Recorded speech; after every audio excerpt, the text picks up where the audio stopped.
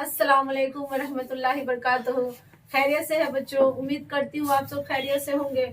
आज के इस वीडियो में हम लोग किसी सबक का, किसी लेसन का चर्चा नहीं करेंगे, किसी लेसन का जिक्र नहीं किया जाएगा।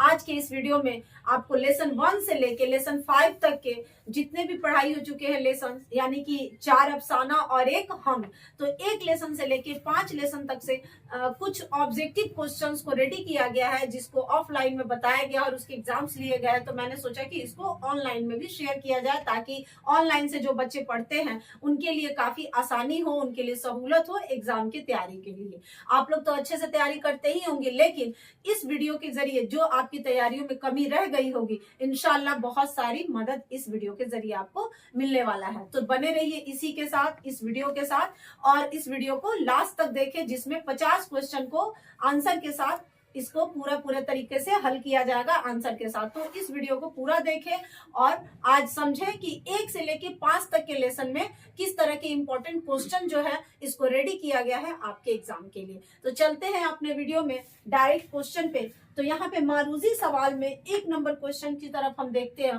और ये मारूजी सवाल आपके टोटल के टोटल ऑप्शंस के साथ है, और ये मुख्तसर तरीन से थोड़े से अलग हैं, क्योंकि ये इंटरनल कुछ क्वेश्चंस है। जरूरी नहीं है कि जो मुख्तसर तरीन है वही आपके एग्जाम में मारूजी बन के आते हैं, या फिर आपको देखा जाएगा कि वो मारूजी के अलावा कुछ इंटरनल होते हैं बुक के अंदर, वहां से भी क्वेश्चन पूछा जाता है। तो इसलिए थोड़ा सा आप लोग सारे क्वेश्चंस को ध्यान पे देखते हुए आगे बढ़ते हैं। सबसे पहला क्वेश्चन जो है वो है, निसाब में शामिल हम्द के शायर कौन है। पहला क्वेश्चन है, निसाब में शामिल हम्द के शायर कौन है। अलीफ है सुहेल अजीम आबादी, बे है सैयद मोहम्मद मोहसिन, जीम है शबनम कमाली, और दाल है इनमें से कोई नहीं। मैंने अपने वीडियो में पहले भी बताया था कि एग्जाम्स में जब आपके मारूजी सवाल आते हैं तो उसमें आपको ऑप्शंस में कैसे लगाना है। जैसे कि सवाल के अंदर तो आपको अलिफ बे जीम दाल करके ही आएंगे ऑप्शन, लेकिन आपको उसको क्या मान लेना है। जैसे अलीफ है तो अलीफ को आपको मान लेना है ए, बे को मान लेना है बी, जीम को मान लेना है सी, और दाल को मान लेना है डी। तो जाके इजिली आप ओएमआर फील कर सकते हैं। तो पहला जो मेरा सवाल है वो है, निसाब में शामिल हम्द के शायर कौन है।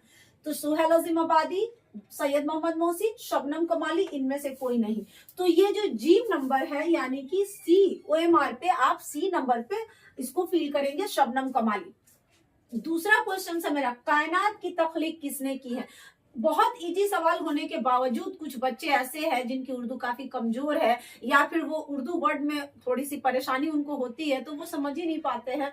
जेन्युइन मैंने अपने क्लास में ऐसा देखा है कि कुछ बच्चे ऐसे जो कायनात को समझ नहीं पाते। तो कायनात का माने होता है पूरी दुनिया।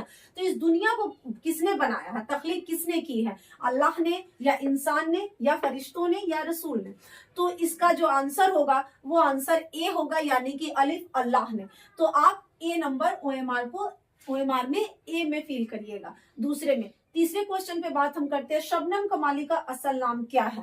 तो शबनम कमाली का असल नाम जो होगा, ऑप्शन में है मुस्तफा रजा, बी ऑप्शन है आपका मुजीबुर रहमान, सी ऑप्शन है सर सैयद अहमद खान, और डी ऑप्शन यानी कि दाल नंबर में कोई नहीं। तो शबनम कमाली का जो असल नाम है वो है आपका मुस्तफा रजा। तो आप यहाँ पे इसका भी अलिफ में, यानी कि ए नंबर। फिर चलते हैं 4 नंबर के क्वेश्चन पे। कहता है, शबनम कमाली का ताल्लुक किस रियासत से है। रियासत के माने होता है राज, सूबा भी पूछता है, सूबा के माने भी होता है राज। तो रियासत किस जगह से है, तो कभी क्या होगा कि समस्तीपुर, बिहार, पटना, उड़ीसा। तो बिहार रियासत से ताल्लुक रखते थे, क्योंकि वो पोखरेरा जिला सीतामढ़ी के रहने वाले थे, तो जो कि हमारे रियासत बिहार का एक जिला है। 5वां नंबर क्वेश्चन है, सुहेल अजीम आबादी के बचपन का नाम क्या था। सैयद अताउल हक, मुजीबुर रहमान, शबनम कमाली, अता काकरी। तो इसमें देखिएगा कि जो आपका आंसर है वो है ऑप्शन नंबर बे, यानी कि बी नंबर है मुजीबुर रहमान। इस तरह से आपके जो यहाँ बोर्ड पे जो 5 सवाल थे, पांचों के जवाब यहाँ पे हैं। अब हम चलते हैं अपने 6 नंबर सवाल में। तो 6 नंबर सवाल की अब हम शुरुआत करते हैं। तो 6 नंबर सवाल पे हम चलते हैं। तो 6 नंबर सवाल पे जाने से पहले एक बार देख लीजिए जरा बोर्ड पे आप लोग गौर से, कि मैंने ना ऑप्शन नहीं दिया है। ऑप्शन मैंने इसलिए नहीं दिया है कि वीडियो काफी बड़ा हो जाएगा और आप लोगों के लिए मतलब वीडियो को देखना काफी मुश्किल हो जाएगा, वक्त की बहुत कमी, और वक्त की कमी को देखते हुए, वक्त की नजाकत को देखते हुए डायरेक्ट मैंने आंसर दिया है, तो हम लोग आंसर पे ही फोकस करेंगे, बाकी सारे ऑप्शंस को छोड़ देंगे, क्योंकि ऑप्शंस को लेते हुए अगर देखा जाएगा तो काफी लंबा वीडियो जाएगा। तो सवाल नंबर 6 को ध्यान में देखिए कि सवाल नंबर 6 कहता है शबनम कमाली का तखल्लुस क्या है। मैंने पहले ही बताया कि शायर जब शायरी करते हैं तो वो अपने नाम का एक छोटा सा हिस्सा इस्तेमाल करते हैं जिसे हम तखल्लुस कहते हैं। तो उनका जो तखल्लुस था, आपके ऑप्शंस में बहुत 4 ऑप्शंस में असद आ जाएगा, शबनम आ जाएगा, असद आएगा, शबनम आएगा, सुहेल आ जाएगा, और आपको कह दे कि कमाली आ जाएगा। तो आपका जो ऑप्शन रहेगा 4, आपको उस पर ध्यान नहीं देना है, आपको डायरेक्ट यहाँ अपने आंसर को देखना है कि इसका जो आंसर होगा शबनम कमाली का तखल्लुस क्या है, वो आंसर है शबनम। आंसर क्या है? शबनम। तो आप लोग प्लीज वीडियो से ही याद करें, और जिनको जहां पे कमी है उसको वीडियो को देख के अपना पूरा करें कमी भाई। शबनम कमाली किस जिला से ताल्लुक रखते थे? शबनम कमाली किस जिले से ताल्लुक रखते थे? जिला सिर्फ पूछ रहा है। अगर वो पूछेगा कि शबनम कमाली किस रियासत से ताल्लुक रखते थे, जैसा कि मैंने अपने एक पहले वाले क्वेश्चन में बताया, तो वहां रियासत की बात होगी तो हम बिहार का जिक्र करेंगे, यानी कि आंसर बिहार देंगे। लेकिन यहाँ पे ये जिला का बात करता है, तो सीतामढ़ी जिला। कौन से जिला से ताल्लुक रखते थे? सीतामढ़ी जिला। शबनम कमाली कब पैदा हुए? 22 जुलाई 1938 ईस्वी। शबनम कमाली कहाँ पैदा हुए थे? पोखरेरा। ठीक है। सुहेल अजीम शबनम कमाली कहाँ पैदा हुए थे? यानी पोखरेरा। पोखरेरा गांव का नाम है। और जब जिला का बात करेगा तो आप जिला लिखेंगे, यानी कि कौन सा जिला है और मतलब कि कौन सा गांव है। तो यहाँ जिले की बात हो रही है, तो पोखरेरा सीतामढ़ी जिला है, और गांव जो है कहाँ पैदा हुए, तो सिर्फ पोखरेरा। ऑप्शन में अगर ये हो सकता है कि आपके ऑप्शन में कहाँ पैदा हुए में पोखरेरा को छोड़ के सीतामढ़ी भी दे सकता है, सीतामढ़ी पोखरेरा छोड़ के बिहार भी दे सकता है। तो रियासत है, तो इस तीनों को माइंड में सेट करना है कि रियासत बिहार था, जिला सीतामढ़ी था, गांव का नाम पोखरेरा था। ठीक है। तो आप अपने ऑप्शंस पे ध्यान देके उसको आंसर को टिक करेंगे। सुहेल अजीम आबादी कहाँ पैदा हुए थे? पटना में। सुहेल अजीम आबादी का कौन सा अफसाना निसाब में शामिल है? कभी कभी बच्चे क्या करते हैं कि सुहेल अजीम आबादी ने जो अफसाना लिखा उसके इंटरनल में है, जैसे कि उनके अफसानवी मजमूए का नाम आ जाएगा चार चेहरे, आदमी के रूप, नॉवेल का नाम है बेजड़ के पौधे, और आपको कह रहा है कि शामिल निसाब कौन सा अफसाना सुहेल अजीम आबादी का है। तो शामिल निसाब का मतलब हुआ, या फिर आपके निसाब में कौन सा अफसाना सुहेल अजीम आबादी का है, इसका मतलब हुआ कि सुहेल अजीम आबादी का वो अफसाना जो आपके किताब में, आपके निसाब में है, निसाब के माने आपके किताब में, तो वो है भाभी जान। यहाँ क्वेश्चन है सुहेल अजीम आबादी का कौन सा अफसाना निसाब में शामिल है, तो इसका जवाब होगा भाभी जान। फिर आते हैं 12 नंबर सवाल पे। सुहेल अजीम आबादी के अफसानों की तादाद कितनी है? 125। 13 नंबर सवाल। सुहेल अजीम आबादी के नावल का नाम क्या था? बेजड़ के पौधे। सुहेल अजीम आबादी के नावल का नाम क्या था? बेजड़ के पौधे। 14 नंबर सवाल है। सुहेल अजीम आबादी किस खानदान से ताल्लुक रखते थे?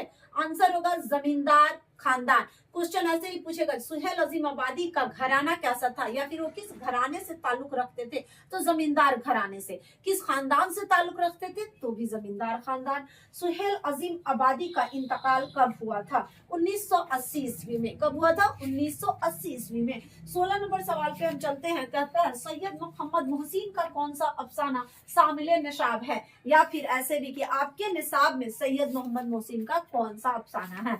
मैंने अभी पहले भी बताया कि निसाब का मतलब हुआ आपके निसाब में, तो वो है फरार। क्या है? वो अफसाना आपका फरार अफसाना है। तो इस तरह से यहाँ पे 16 क्वेश्चंस हुआ। 17 नंबर के क्वेश्चंस पे हम जाते हैं। तो चलिए 17 नंबर सवाल पे हम लोग जरा देखें। तो 17 नंबर सवाल है सैयद मोहम्मद मोहसिन के वालिद का नाम क्या था? सैयद मोहम्मद मोहसिन के वालिद का नाम क्या था? सैयद मोहम्मद रशीद। उनके वालिद का नाम क्या था? सैयद मोहम्मद रशीद। कहता है 18 नंबर सवाल। चार चेहरे किसका अफसानवी मजमुआ है? चार चेहरे किसका अफसानवी मजमुआ है? सुहेल अजीम आबादी। फिर क्वेश्चन है भाभी जान अफसाना का मरकजी किरदार कौन है? रुकैया। भाभी जान अफसाना का मरकजी किरदार कौन है? रुकैया। 20 नंबर सवाल है महमूद किस अफसाने का मरकजी किरदार है? फरार। महमूद किस अफसाने का मरकजी किरदार है? फरार अफसाने का मरकजी किरदार। मरकजी किरदार के माने होता है उस कहानी का मेन हीरो या उस कहानी की मेन हीरोइन। ठीक है। 21 नंबर सवाल है अनोखी मुस्कुराहट अफसाना के अफसाना निगार कौन है? तो अनोखी मुस्कुराहट जो अफसाना है सैयद मोहम्मद मोहसिन का अफसाना है, ठीक है, जिसके बगैर उर्दू दुनिया की तारीख मुकम्मल नहीं हो सकती है। सैयद मोहम्मद मोहसिन ने कब मैट्रिक का इम्तहान पास किया था? 1926 ईस्वी में। सैयद मोहम्मद मोहसिन ने किस स्कूल से मैट्रिक का इम्तहान पास किया था? तो वो था Ram Mohan Roy seminary school, Ram Mohan Roy seminary school. Question number 24 है, सैयद मोहम्मद मोहसिन ने अपने तदरीसी करियर का आगाज कहाँ से किया था? तदरीसी करियर का मतलब होता है यानी कि वो दरस देना, यानी कि पढ़ाने का काम वो कहाँ से किए थे? पटना कॉलेज से किए थे। कहाँ से किए थे? पटना कॉलेज से। कहता है सैयद मोहम्मद मोहसिन ने अपने तदरीसी करियर का आगाज किस सन से शुरू किया था, यानी कब किया था? तो वो है 1938 ईस्वी। सैयद मोहम्मद मोहसिन अपने मुलाजमत से कब सुबुकदोश हुए थे? सवाल नंबर 26 है, जिसका आंसर है 1974, 1974। फिर कहता है सवाल नंबर 27, कहता है सैयद मोहम्मद मोहसिन ने किसके साथ हज का सफर अदा किया था, या फिर वो किसके साथ हज पे गए थे? अपनी अहलिया के साथ या अपनी बीवी के साथ, अहलिया या बीवी हम कह सकते हैं। 1973 ईस्वी में गए थे। कहता है कि किसके साथ हज का सफर अदा किए थे और कब किए थे? तो 1973 ईस्वी में अपनी अहलिया के साथ किए थे। किसके साथ किए थे जी? अहलिया के साथ। यहाँ सन लिख दिए थे, अहलिया के साथ 1973 ईस्वी में। मोहम्मद मोहसिन की वफात कब हुई थी? 2002 ईस्वी में। और कहाँ पे हुई थी? दिल्ली में हुई थी, ठीक है। मोहम्मद मोहसिन का कौन सा अफसाना आपके निसाब में शामिल है? वो अफसाना है फरार। और फिर कहता है क्वेश्चन नंबर 30, कमर जहां का ताल्लुक किस जिले से है? तो समस्तीपुर जिला से है। कहाँ से है? समस्तीपुर जिला से है। तो इस तरह से अब हम लोग क्वेश्चन नंबर 31 यानी कि 31 नंबर के सवाल पे हम लोग जाते हैं, जिसमें क्वेश्चन है कि सैयद मोहम्मद मोहसिन की वफात कहाँ हुई थी, यानी कि सैयद मोहम्मद की वफात कहाँ हुई थी? तो ये होता है दिल्ली में। अभी अभी मैंने बताया कमर जहां का ताल्लुक किस जिला से है? तो समस्तीपुर जिला से। फिर उसके बाद से सवाल है हमारा 32 नंबर में सवाल है कि महमूद कितने बरस की उम्र में यतीम हो गया था? महमूद कितने बरस की उम्र में यतीम हो गया था? तो 10 बरस की उम्र में वो यतीम हो गया था। कितने बरस की उम्र में यतीम हुआ? 10 बरस की उम्र में। तो महमूद की शादी किस लड़की से हुई थी? तो वो होगा जुबैदा। फिर हम सवाल नंबर 35 पे जाते हैं, जिसमें कहता है कि महमूद को कौन सी नौकरी मिल गई थी, यानी कि महमूद ने किस चीज की मुलाजमत की या फिर कौन सी नौकरी में वो जॉब किया? तो वो है डिप्टी कलेक्टर। क्या है? Deputy collector. आपको बाकी के 3 ऑप्शन जो भी रहे, आंसर आपका होगा डिप्टी कलेक्टर। फिर कहता है सवाल 37 नंबर सवाल पे, कटी हुई शाख अफसाने का मरकजी किरदार कौन है?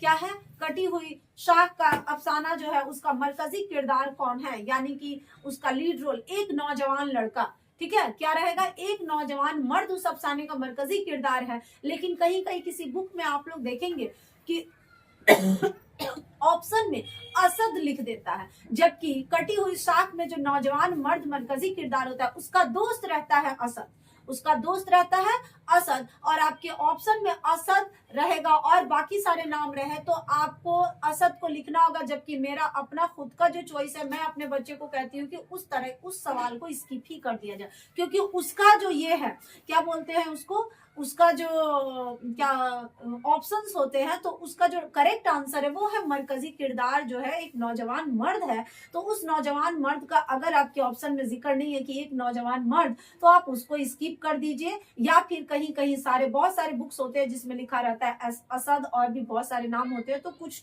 लोग ऐसा कहते हैं कि असद को आप OMR में फिल कर सकते हैं, लेकिन आप लोग स्किप कर दीजिएगा क्योंकि बाकी आपके पास बहुत सारे ऑप्शंस हैं जिसपे आप एग्जाम दे सकते हैं। फिर आगे जो है तो इसमें आप एक नौजवान मर्द को आप OMR में फिल करेंगे। फिर क्वेश्चन नंबर 38 सवाल नंबर 38 पे, कमर जहां की तसानीफ में अफसानवी मजमूए कितने शामिल थे, यानी कितने अफसानवी मजमूए उन्होंने लिखे हैं? 3। कितने लिखे हैं? 3। मैं यहाँ तीनों का जिक्र भी कर देती हूँ। चारागर, यादनगर, अजनबी चेहरे।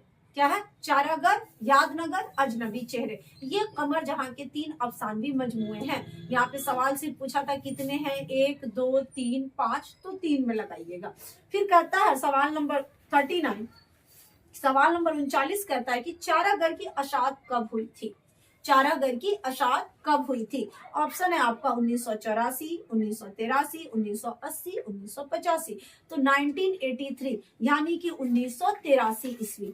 ठीक है, चारागर की अशात जो हुई थी वो हुई थी 1983 ईस्वी में। अब हम लोग 40 नंबर के क्वेश्चंस पे जाते हैं, जहाँ पे है कि कमर जहां के वालिद का नाम क्या था? कमर जहां के वालिद का नाम क्या था? इसका आंसर होगा सैयद अताउल हक। क्या होगा? सैयद अताउल हक। फिर क्वेश्चन नंबर 41 नंबर सवाल कहता है कमर जहां की पहली कहानी कब शाये हुई थी? 1966 ईस्वी में शाये हुई थी। कब हुई थी? 1966 ईस्वी में। और कमर जहां की पहली कहानी का नाम क्या था? सवाल नंबर 42, जो कि आशियाना है, अजनबी चेहरे है, जुनूने वफा है और यादनगर। जुनूने वफा, इनकी पहली कहानी कौन थी? जुनूने वफा, जो कि 1966 ईस्वी में शाये हुई थी। और वो उनके तालिब इल्मी का ही जमाना था। मैंने अपने कटी हुई शाख के चैप्टर में, बायोग्राफी में इस सब चीज का मैंने जिक्र किया है, लेकिन यहाँ सवाल है तो फिर सवाल पे ही हम लोग ध्यान देंगे। फिर कहता है 43 नंबर जो सवाल है वो कहता है कमर जहां ने किस यूनिवर्सिटी से पीएचडी की डिग्री हासिल की थी? किस यूनिवर्सिटी से उन्होंने पीएचडी किया था? सवाल इसका ऑप्शन है जामिया मिलिया इस्लामिया, पटना यूनिवर्सिटी, दोनों से या इनमें से कोई नहीं। तो इन्होंने यूनिवर्सिटी जो पीएचडी किया था वो किया था पटना यूनिवर्सिटी से। कहां से किया था? पटना यूनिवर्सिटी से। कहते हैं कमर जहां ने किस कॉलेज से अपने तदरीसी करियर का आगाज किया था? यानी किस कॉलेज से उन्होंने पढ़ाने की शुरुआत की थी? सुंदरवती महिला कॉलेज। कहां से तदरीसी करियर का आगाज किया था? सुंदरवती महिला कॉलेज। इस क्वेश्चन को एक बार और पूछा है कि कमर जहां ने तरक्की करके किस यूनिवर्सिटी में वो उस्ताद है, या फिर वो किस यूनिवर्सिटी में उस्ताद रह चुकी है या फिर है? तो भागलपुर यूनिवर्सिटी। इसके जवाब जो होंगे वो होंगे भागलपुर यूनिवर्सिटी। लेकिन कहेगा कि अपने तदरीसी करियर का आगाज कहां से किया था? तो वो है सुंदरवती महिला कॉलेज। क्या है? सुंदरवती महिला कॉलेज से है। तो इस तरह से ये सवाल में कंफ्यूजन होंगे तो आप लोग अपने कंफ्यूजन को दूर कर सकते हैं कि वो किस यूनिवर्सिटी में उस्ताद है। आपके सवाल के मुख्तसर तरीन में ये सवाल है कि कमर जहां किस यूनिवर्सिटी में उस्ताद है, तो उसका जवाब होगा भागलपुर यूनिवर्सिटी। जबकि आपको यहाँ पे मैंने इस तरह से क्वेश्चन किया है कि कमर जहां ने अपने तदरीसी करियर का आगाज कहां से किया था या फिर किस कॉलेज से किया था, तो वो सुंदरवती होगा। ठीक है, फिर आगे के हम लोग सवाल पे चलते हैं, जहां पे कहता है क्वेश्चन में आशियाना अफसाने का मरकजी किरदार कौन है? आशियाना अफसाने का मरकजी किरदार जरीना और बरकत अली सिद्दीकी, या असद, या इरफाना, या रेहाना? तो जरीना और बरकत अली सिद्दीकी इस अफसाने का मरकजी किरदार है, यानी दोनों का बराबर का ये है। ऐसा कभी हुआ नहीं है, और अगर ऐसा हो रहा है इन केस आपके क्वेश्चंस में कि जरीना रहे और बरकत अली सिद्दीकी स्किप हो, तो आप लोग जरीना को ही ओएमआर में भरिएगा। हो सकता है बरकत अली सिद्दीकी हो, जरीना स्किप हो, तो आप बरकत अली सिद्दीकी को ओएमआर पे फिल करिएगा। बाकी सारे आंसर्स पे ध्यान नहीं दीजिएगा, ऑप्शंस पे। आंसर आपका जरीना और बरकत अली सिद्दीकी। कभी ऐसा होगा कि दोनों को अटैच रखेगा, जरीना और बरकत अली सिद्दीकी, तो इस अफसाने का, आशियाना जो अफसाना है उसका मरकजी किरदार जरीना और बरकत अली सिद्दीकी है। चलिए आगे के सवाल पे हम चलते हैं। जरीना और कहता है कि जरीना की बहू का नाम क्या था? रेहाना, शकीला, इरफाना, या इमराना? तो इनकी बहू का जो नाम था वो था इरफाना। क्या नाम था उनकी बहू का? नाम इरफाना। फिर कहता है 47 नंबर सवाल की बरकत अली सिद्दीकी का बेटा कहाँ मुलाजमत करता था? यहाँ यानी कि कहाँ पे मुलाजिम था? तो बेंगलोर में मुलाजमत करता था। बरकत अली सिद्दीकी का जो बेटा था वो कहाँ जॉब करता था? बेंगलोर में। फिर कहता है 48 नंबर सवाल पे ध्यान देंगे, निगार अजीम का असल नाम क्या था? निगार अजीम का असल नाम क्या था? मलका मेहर निगार, कमर जहां, या निगार अजीम, या इनमें से कोई नहीं? तो मलका मेहर निगार। क्या होगा? मलका मेहर निगार। सवाल नंबर 50 है, निगार अजीम ने किसका तनकीदी जायजा पेश किया था? सवाल नंबर 50 है, निगार अजीम ने किसका तनकीदी जायजा पेश किया था? शहादत हसन मंटू, हरिचरण सिंह चावला, या दोनों, या इनमें से कोई नहीं? तो शहादत हसन मंटू और हरिचरण सिंह चावला। शहादत हसन मंटू का तनकीदी जायजा उन्होंने किया था पेश, और क्या बोलते हैं जामिया मिलिया इस्लामिया से पीएचडी की डिग्री उन्होंने हासिल की थी। किसके अफसाना निगारी का जायजा लिया था? शहादत हसन मंटू के अफसाना निगारी का। फिर बाद में उन्होंने हरचरण सिंह चावला की शख्सियत पे भी तसनीफ को लिखा, तो वो उसी को लिखना होता है जो कि पीएचडी करके बैठे रहते हैं। तो इस तरीके से इसके ऑप्शंस जो होंगे वो दोनों हो जाएंगे। ठीक है, हो सकता है मेरे ये इसके अलावे एक दो सवाल है, मे बी क्वेश्चंस के मार्किंग नंबरिंग में कहीं से मेरे से मिस्टेक हुआ है, जिस वजह से यहाँ एक दो सवाल और भी है। जैसे में निगार अजीम के सफरनामे का नाम क्या था? निगार अजीम के सफरनामे का नाम क्या था? आवारागर्द या गिरदावारगी या इनमें से दोनों या इनमें से कोई नहीं? गिर्द आवारगी। क्या था? गिर्द आवारगी।